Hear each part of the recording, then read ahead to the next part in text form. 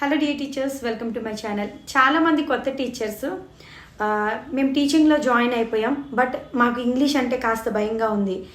ఆ ఇంగ్లీష్ని ఇంప్రూవ్ చేసుకోవడానికి ఏవైనా కొన్ని టిప్స్ చెప్పండి, లేదా ఏమైనా బుక్స్ ఉంటే మాకు కొంచెం రిఫర్ చేయండి అని అడుగుతున్నారు.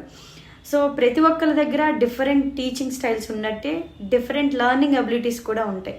సో పిల్లల్లాగే మనకు కూడా లెర్నింగ్ అబిలిటీస్ అన్నవి డిఫరెంట్గా ఉంటాయి. ఒక్కొక్కరికి ఒక్కొక్క విధానంలో అది అలవాటు అవుతూ ఉంటుంది. సో చాలా విధానాలు ఉన్నప్పటికీ నేను ఫాలో అయినవి, నాకు వర్కౌట్ అయినవి, నా పర్సనల్గా నేను ఎలా ఇంప్లిమెంట్ చేసుకున్నాను అన్నవి మీతో షేర్ చేసుకుంటాను. వీటిలో కొన్ని కాస్త ఫన్నీగా ఉన్నప్పటికీ ఖచ్చితంగా మీరు ఇవి ట్రై చేస్తే వర్కౌట్ అవుతాయి. ఎందుకంటే నేను కూడా అందరిలాగే తెలుగు మీడియం నుంచి వచ్చిన టీచర్ని. చాలా స్ట్రగుల్స్ ఫేస్ చేసి నేర్చుకున్నాం. చెప్పాను కదా ప్రీవియస్ వీడియోస్లో, ఒక సర్టన్ సిచ్యువేషన్ అన్నది క్రియేట్ అయిపోతే ఖచ్చితంగా నేర్చుకుని తీరుతాం. ఇంకా వేరే ఆప్షన్ లేదు కాబట్టి ఖచ్చితంగా నేర్చుకుంటాం మనం. సో ఇక్కడ నేను చెప్పి కొన్ని టిప్స్ అనుకుంటారో ఇన్స్ట్రక్షన్స్ అనుకుంటారో మీ ఇష్టము. నేను ఇలానే నేర్చుకున్నాను, అదే మీకు చెప్తున్నాను ఇప్పుడు. సో ఫస్ట్ థింగ్, మనకు వచ్చినా రాకపోయినా మాట్లాడడం స్టార్ట్ చేయాలి. ఫస్ట్ మిస్టేక్స్ వచ్చేస్తే వాళ్ళని అవుతారు వీళ్ళని అవుతారు అనుకుంటే మీరు ఎప్పటికీ నేర్చుకోలేరు. ఫస్ట్ మీరు మాట్లాడడం ట్రై చేస్తే కొన్నాళ్ళకి మీకు ఇంగ్లీష్లో మాట్లాడే ఫ్లో అలవాటు అవుతుంది. సో గ్రామటికల్ ఎర్రర్స్ అన్నవి మెల్లిమెల్లిగా మీరు రెక్టిఫై చేసుకోవచ్చు. బట్ ఫస్ట్ మీరు అసలు మాట్లాడడం అలవాటు చేసుకోవాలి. దానిలో బెస్ట్ థింగ్ ఏంటంటే మీ పిల్లలతో మాట్లాడడం. జనరల్గా మనందరికీ లోపల ఒక ఫియర్ ఉంటుంది, ఏంటంటే నా మిస్టేక్ ఎదురు వాళ్ళు పట్టేస్తారేమో, నవ్వుతారేమో, ఈవిడికి రానప్పుడు ఎందుకు మాట్లాడడం అనుకుంటారేమో అని మనం ఫీల్ అవుతూ ఉంటాం. సో అది మీరు పిల్లలతో కంపేర్ చేసుకున్నప్పుడు చాలా తక్కువ ఉంటుంది. పిల్లలు మీరేం చెప్పినా మీరేం మాట్లాడినా తొందరగా రెస్పాన్స్ ఇస్తారంటే ఒక పాజిటివ్ వైబ్రేషన్ ఉంటుంది పిల్లల దగ్గర. సో పిల్లల దగ్గర నుంచి మీ లెర్నింగ్ అన్నది స్టార్ట్ చేయండి. సో నెక్స్ట్ వన్, మీకు టీవీ చూసే అలవాటు ఉంటే పిల్లల స్టోరీస్ వస్తాయి కదా, సో ఆ కార్టూన్స్లో సబ్ టైటిల్స్ ఉన్న స్టోరీస్ని ఎంచుకోండి. సో ఇక్కడ నేను పిల్లలు చెప్పే కార్టూన్సే అని ఎందుకు అంటున్నానంటే, పెద్ద పెద్ద యాక్షన్ మూవీస్లో ఉన్న సెంటెన్సెస్ మేబీ కాస్త డిఫికల్ట్గా ఉండొచ్చు, బట్ చిన్నపిల్లల కార్టూన్స్ అయితే జనరల్ ఇంగ్లీష్ ఉంటుంది. రెగ్యులర్గా మన డైలీ లైఫ్లో ఏదైతే మనం వాడతామో మీకు ఆ ఇంగ్లీష్ ఉంటుంది. సో సబ్ టైటిల్స్తో ఉన్న కార్టూన్స్, లేదు మీరు కొంచెం పర్లేదు కాస్త బెటర్గా నేర్చుకోగలుగుతారు అనుకుంటే సబ్ టైటిల్స్లో ఉన్న ఇంగ్లీష్ మూవీస్, ఇలాంటివి చూడడం వల్ల మీకు మీ వే ఆఫ్ ప్రొనౌన్సియేషన్ అన్నది మారుతుంది. సో ఇక్కడ ఇంగ్లీష్ మాట్లాడడం, స్టైలిష్గా మాట్లాడడం చాలా రకాలు ఉంటాయి. సో మీరు ప్రొఫెషనల్ అన్నట్టు ఉండాలంటే ఖచ్చితంగా మీ ప్రొనౌన్సియేషన్ స్కిల్స్ అన్నవి చాలా బాగుండాలి. మీరు ఎంత స్టైల్గా మాట్లాడితే ఇంగ్లీష్ అంత బాగుంటుంది. సో ఎవరు ఏమి అనుకుంటారు అన్నది పక్కన పెట్టేసి మీరు ఈ టిప్ ఫాలో అయితే ఎలా క్వశ్చన్ చేయాలి, ఒక కన్వర్జేషన్ అర్థమవుతుంది. మీకు రెండు క్యారెక్టర్స్ మాట్లాడుకుంటున్నాయి అనుకోండి, సో సబ్ టైటిల్లో మీకు మీనింగ్ తెలుస్తుంది, వాళ్ళు మాట్లాడుకునేటప్పుడు ఆ ప్రొనౌన్సియేషన్ అన్నది తెలుస్తుంది. సో ఇదేంటంటే మీ లీజర్ టైమ్స్లో ఇది చేసుకోవచ్చు. ఇది సెకండ్ వన్ అన్నమాట. థర్డ్ వన్, సో చాలామంది బుక్స్ అడుగుతున్నారు. మ్యాక్సిమం నా విషయంలో బుక్స్ అన్నవి పెద్దగా వర్కౌట్ కాలేదు. బట్ ఇంకొక విషయం ఏంటంటే, నాకు ఒక టీచర్ చెప్పారు, అది జనరల్గా మనం ఇంట్లో వర్క్ చేసుకుంటున్నప్పుడు, లేదా కుక్ చేస్తున్నప్పుడు, లేదంటే ట్రావెల్ చేస్తున్నప్పుడు మనకి ఏవైతే థాట్స్ వస్తాయో, ఆలోచనలు, వాటిని ఇంగ్లీష్లో చెప్పుకోండి మీలో మీరే. అది ఎవరు వినరు కదా, బయటకు మాట్లాడితే కదా మనం మిస్టేక్స్ చేస్తున్నామా ఏంటి అన్నది తెలుస్తుంది.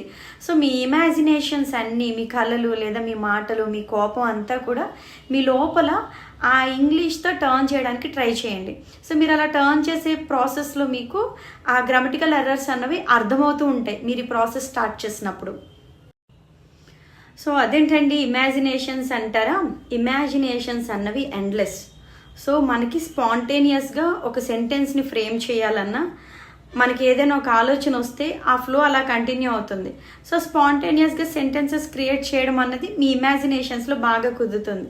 ఇవన్నీ చేయడానికి మీరు సెల్ఫ్ మోటివేటెడ్గా ఉండాలి. సో ఎవరో వస్తారు మనల్ని మోటివేట్ చేస్తారు అలా కాదు.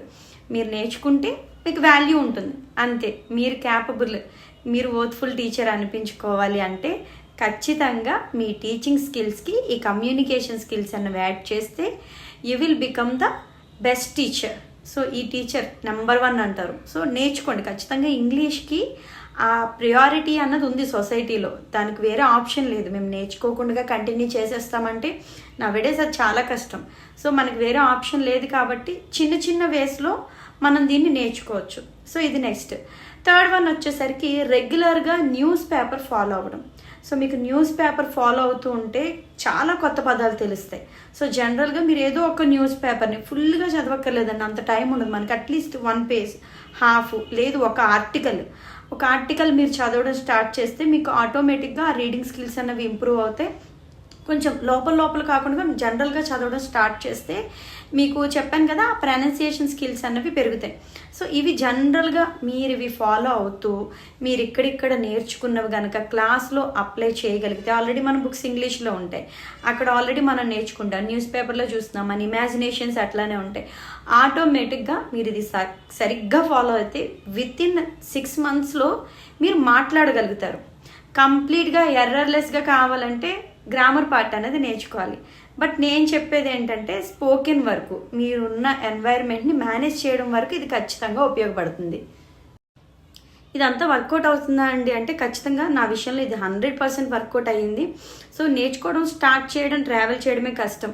వన్స్ మీరు ఆ డెస్టినేషన్ని చేరుకున్నారంటే ఖచ్చితంగా ఆ ప్రాసెస్ అనేది మీకు చాలా ఈజీ అయిపోతుంది. దానికి ఎగ్జాంపుల్ నేనే. సో మనం పర్ఫెక్ట్ అవ్వాలంటే మాట్లాడడం నేర్చుకోవాలి. మీరు మాట్లాడడం స్టార్ట్ చేస్తే కాన్ఫిడెన్స్ అన్నది ఆటోమేటిక్గా వచ్చేస్తుంది. సో ఇనీషియల్ డేస్లో ఇట్ మే బీ డిఫికల్ట్, మీరు అలా నేర్చుకుంటూ వెళ్తే it will be very easy అన్నది మన మనసులో ఉండాలి. చాలా ఈజీగా నేర్చేసుకుంటామని పాజిటివ్ వైబ్రేషన్స్లోనే ఉండాలి. సో ఎప్పుడైతే అమ్మో నాకు రాదేమో అనుకుంటామో అక్కడే అయిపోతుంది మన లెర్నింగ్ ప్రాసెస్ అనేది, అక్కడే ఇంకా ఎండ్ అయిపోతుంది అనమాట. సో ఆ థాట్స్ ఏమీ మనకు రానివ్వకూడదు. మనము ఒక ఎయిమ్తో వచ్చాం, టీచింగ్లోకి వచ్చాం. నేను ఫస్ట్ నుంచి చెప్తాను, టీచింగ్ అన్నదే ఎంచుకోవడమే ఒక మంచి డెసిషన్. సో మళ్ళా దాన్ని మీరు ఈ ఇంగ్లీష్తో యాడ్ చేసుకోగలిగితే మీరు బాగుంటారు, మీ పిల్లలు బాగుంటారు. సో ట్రై చేయండి ఖచ్చితంగా. ఈ వర్కౌట్ అయితే చాలా స్మాల్ థింగ్స్. ఇంకా గ్రామర్ పార్ట్ నేర్చుకోవాలంటే వన్స్ మీరు ఈ స్టెప్స్ అన్ని దాటేస్తే గ్రామర్ పార్ట్ నేర్చుకోవడం చాలా ఈజీగా అర్థమవుతుంది. ఇది చేసిన తర్వాత గ్రామర్ పార్ట్ నేర్చుకుంటే మీకు ఈజీ. గ్రామర్ పార్ట్తో పాటు నేర్చుకుంటానంటే మేబీ మిస్టేక్స్ రావచ్చు, ఎందుకంటే గ్రామర్ పార్ట్లో మనకు ఎర్రర్స్ తెలిసిపోతూ ఉంటాయి. సో ముందు ఇలా ట్రై చేయండి. ట్రై చేస్తే మీరు గ్రామర్ పార్ట్ కూడా చాలా ఈజీగా నేర్చుకోవచ్చు. ఇవి నా లైఫ్లో నేను ట్రై చేసినవి, అవుట్పుట్ వచ్చినవి, అవే మీకు చెప్తున్నాను. ట్రై చేయండి, ఖచ్చితంగా అవుట్పుట్ వస్తుందని ఆశిద్దాం. Thank you for watching. ఏమైనా డౌట్స్ ఉంటే కామెంట్ చేయండి, ఖచ్చితంగా మీ డౌట్స్ని క్లియర్ చేయడానికి ట్రై చేస్తాను. Thank you for watching.